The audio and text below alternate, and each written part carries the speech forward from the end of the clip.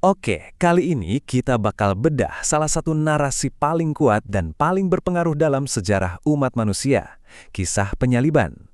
Kita akan telusuri setiap detailnya, mulai dari pengkhianatan sampai momen-momen terakhir di atas kayu salib.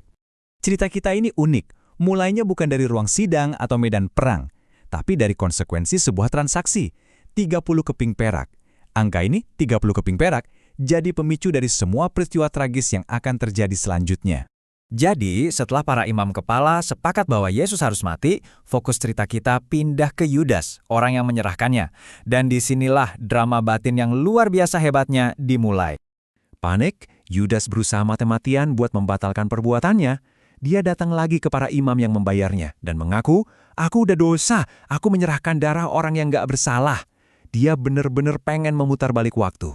Tapi, apa respons para imam? Dingin banget. Mereka cuma bilang, terus urusan kami apa, itu urusanmu sendiri. Wow, jawaban ini bukan cuma menutup pintu buat Yudas, tapi juga, tanpa mereka sadari, menyegel takdir mereka sendiri dalam kisah ini. Yudas hancur. Uang itu dia lempar begitu aja ke dalam bait suci, terus dia pergi mengakhiri hidupnya. Nah, yang ironisnya, para imam ini kan gak bisa memasukkan uang darah itu ke dalam kas persembahan ya. Jadi, uang itu mereka pakai buat beli sebidang tanah yang kemudian dikenal sebagai tanah darah, tempat penguburan orang asing. Ironis banget kan? Oke, babak selanjutnya. Yesus sekarang dibawa menghadap gubernur Romawi, Pontius Pilatus, untuk diadili secara resmi. Ceritanya pindah nih, dari drama personal ke panggung hukum dan politik yang jauh lebih besar. Meskipun para imam dan tua-tua ngasih banyak banget tuduhan, Yesus diam. Pilatus sampai heran banget. Dia nanya langsung, "Engkau ini raja orang Yahudi." Tapi tuduhan-tuduhan lainnya cuma dibalas dengan keheningan. Diamnya Yesus ini jadi sebuah jawaban yang sangat kuat. Nah, ada tradisi nih. Setiap hari raya, gubernur bisa bebasin satu tahanan. Pilatus memanfaatkan momen ini. Dia kasih pilihan ke orang banyak, pilihan yang sangat kontras. Mau bebasin Barabas, seorang penjahat yang terkenal kejam, atau Yesus, sebuah pilihan yang bakal menentukan segalanya. Di tengah-tengah semua ini, pas Pilatus lagi duduk di kursi pengadilan, dia dapat pesan penting dari istrinya. Istrinya bilang, jangan ikut campur urusan orang benar itu. Pilatus sendiri udah tahu kalau Yesus diserahkan cuma karena iri dengki. Sekarang ditambah pesan dari mimpi istrinya. Makin rumit kan posisinya? Situasi makin panas, masa mulai ricuh. Mereka milih Barabas dan teriak minta Yesus disalibkan. Melihat ini, Pilatus melakukan sesuatu yang simbolis banget. Dia cuci tangan di depan semua orang. Seakan-akan bilang, aku nggak mau tanggung jawab soal darah orang ini. Itu urusan kalian sendiri. Oke, keputusan massa udah final. Hukuman pun dijalankan. Ini jadi awal dari proses yang brutal dan menyedihkan menuju tempat eksekusi. Jadi, apa aja yang terjadi? Pertama, tentara Romawi mencambuk Yesus. Terus mereka mengolok-oloknya, dipakein jubah ungu dan mahkota dari duri seolah-olah dia seorang raja.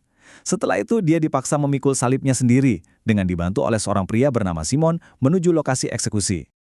Sesampainya di Golgota, yang artinya tempat tengkorak, dia disalibkan di antara dua penjahat. Dan di atas kepalanya dipasang tulisan yang jadi tuduhan resmi sekaligus ejekan, inilah Yesus Raja orang Yahudi. Dan penderitaannya belum selesai.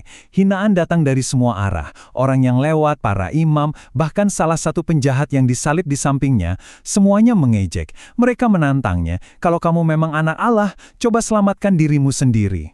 Nah, pas Yesus tergantung di salib, cerita ini masuk ke klimaksnya. Mulai terjadi serangkaian peristiwa yang luar biasa. Sesuatu yang melampaui logika biasa. Yuk kita lihat apa aja yang terjadi. Bayangin, dari jam 12 siang, kegelapan total menyelimuti seluruh negeri. Bukan cuma mendung, tapi gelap gulita. Selama 3 jam penuh. Seolah-olah alam semesta ikut berduka dan merespons apa yang sedang terjadi. Sekitar jam 3 sore, Yesus berseru dengan suara yang keras mengutip sebuah mazmur kuno. Ini adalah seruan penderitaan yang begitu dalam, tapi orang-orang di sana malah salah paham. Mereka kira dia sedang memanggil Nabi Elia. Dan tepat di saat dia menghembuskan nafas terakhir, terjadilah hal-hal yang dahsyat. Tirai di bait suci, tirai tebal yang memisahkan ruang Maha Kudus, robek jadi 2 dari atas sampai bawah. Terus ada gempa bumi, batu-batu besar terbelah, dan bahkan kuburan-kuburan dikisahkan terbuka. Melihat semua ini, gempa bumi, kegelapan semuanya, kepala pasukan Romawi dan prajuritnya ketakutan luar biasa. Dan dari mulut seorang tentara Romawi yang sehari-harinya melihat kekerasan, keluar pengakuan yang mengejutkan. Sungguh, orang ini adalah anak Allah. Setelah semua peristiwa dramatis itu, fokus cerita beralih. Kisahnya belum selesai. Sekarang pertanyaannya adalah, apa yang terjadi dengan jasad Yesus? Menjelang malam, muncullah seorang pengikut Yesus yang kaya raya, namanya Yusuf dari Arimatea. Dia melakukan hal yang sangat berani, datang langsung menghadap Pilatus dan meminta izin untuk menguburkan jasad Yesus. Ini bukan tindakan main-main pada saat itu. Penguburan pun dilakukan dengan sangat terhormat. Yusuf membungkus jasad Yesus dengan kain lenan yang bersih, lalu meletakkannya di makam miliknya sendiri, makam baru yang dipahat di Bukit Batu. Setelah itu, sebuah batu besar digulingkan untuk menutup pintu makam.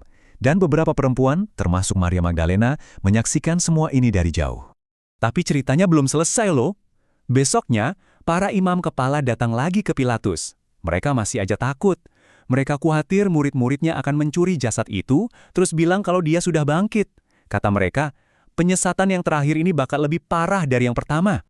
Dan Pilatus mengabulkan permintaan aneh mereka. Makam itu disegel dan dijaga oleh pasukan Romawi. Ini membawa kita ke pertanyaan terakhir yang krusial banget. Apa sih yang sebenarnya mereka takutkan? Kenapa mereka sampai segitunya menjaga sebuah makam orang yang sudah mati? Nah, ini jadi akhir yang bikin kita mikir lebih dalam kan?